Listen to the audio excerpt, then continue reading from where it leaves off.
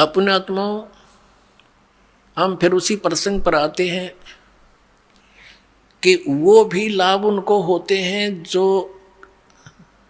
एक, जैसे किसी ने किसी व्यक्ति के कहने से या देखम देखा कहीं पर तीर्थ पर जाकर भंडारा कर दिया, कहीं पर कंबल बांट दिए, पक्षियों को दाने डाल दिए, कुत्तों को रोटी डाल दी, कोई प्याऊ बनवा दी, कोई धर्मशाला बनवा दी, कोई कुआं बनवा दिया।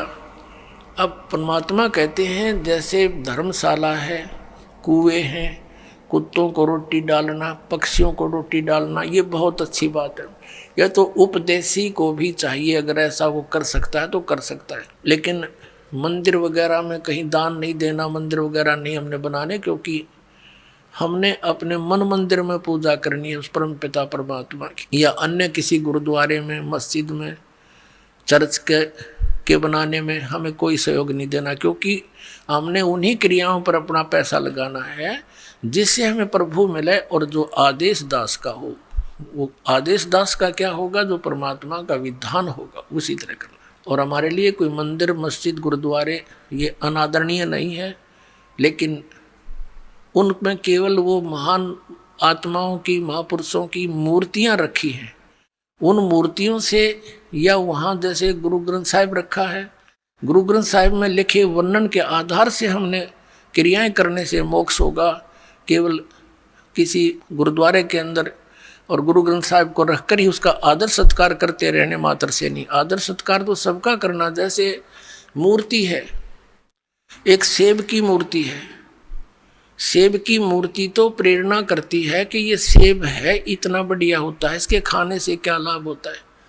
लेकिन वो पत्थर की मूर्ति सेब वाला काम नहीं करती। वह मूर्ति जरूर है उस पत्थर, उसकी वो अनादरणीय नहीं है, लेकिन वो मूर्ति सेब वाला काम नहीं कर सकती। जिन भगवानों की तुम मूर्ति बनाए रखे बैठे हो, वो मूर्ति वो काम नहीं कर सकती जो भगवान करेंगे। और उन भगवानों से लाभ लेने के लिए उनकी प्राप्ति के मंत्र भी इस दास के पास है, जो सबसे पहले वही दिए जाते हैं जिससे वो आपको कुछ लाभ दे सकेंगे।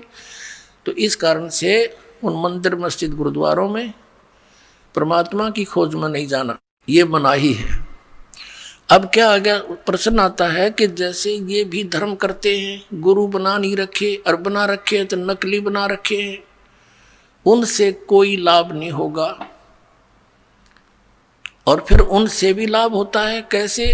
और फिर ये भी कहते हैं कि जैसे कर्म करोगे फल तो मिलेगा ही मिलेगा, अवश्य मिलेगा। जैसे आप देखते हो, एक कुत्ता बैठा है गाड़ी में, एक कुत्ता गाड़ी में बैठा है, मनुष्य उसका ड्राइवर है, और वो बैठा पछली सीट पे, और खिड़की में गन्नू मुंह काट के देख रहा है ना सैर सपट्टे से खूब। अब उस कुत्ते के रहने का एक अलग से रूम, उस रूम में एसी लगे होते हैं आजकल, और महीने में एक बार 2 बार जो है ना वेटरनरी सर्जन उसकी जांच करने आता है, डॉक्टर, और सुंदर शोधित उसको जल और शोधित उसको आहार मिलता है, और उसका रहता कोठी में, और ड्राइवर उसका मनुष्य है आज के दिन। तो उस पुण्यात्मा ने कभी मनमुखी ये दान धर्म किए थे, उन दान धर्मों का फल उसको कुत्ते की योनि में मिल गया। यदि वो मर्यादावत करता, परम संत की शरण लेकर करता, और किसी कारण से मोक्ष प्राप्ति ना होती, यहाँ भी रह जाता, तो उसको वो सुख मिलते जो उसने कुत्ते की योनि में मिले, उसको मनुष्य जीवन में मिलते, वो सुख सारे मिलते किए हुए। और फिर मनुष्य योनि में कभी ना कभी कोई संत भी मिल जाता। अब उसने जैसे जिसने मनमुखी दान किए, धर्म किए, कुत्ते की योनि प्राप्त कर ली। एक मनुष्य को सुविधा नहीं आज के दिन, ऐसे उन कुत्तों को सुविधाएं हैं। तो उसने सारा पुण्य अपना कुत्ते की योनि में खत्म किया, फिर बन गया सूअर। अब कौन उसने गद्दा में बिठा होगा, अब कहाँ से लाएगा वो सुविधाएं? तो इस प्रकार ये जो किया हुआ कर्म तो मिलेगा ही मिलेगा, लेकिन जो गुरु के बिना दान करते हैं वो इसलिए यूजलेस है, उसने तो जीवन नाश कर लिया। गुरु बिन माला फेरते, गुरु बिन देते दान, गुरु बिन दोनों निष्फल हैं चाहे, पूछो वेद पुराण।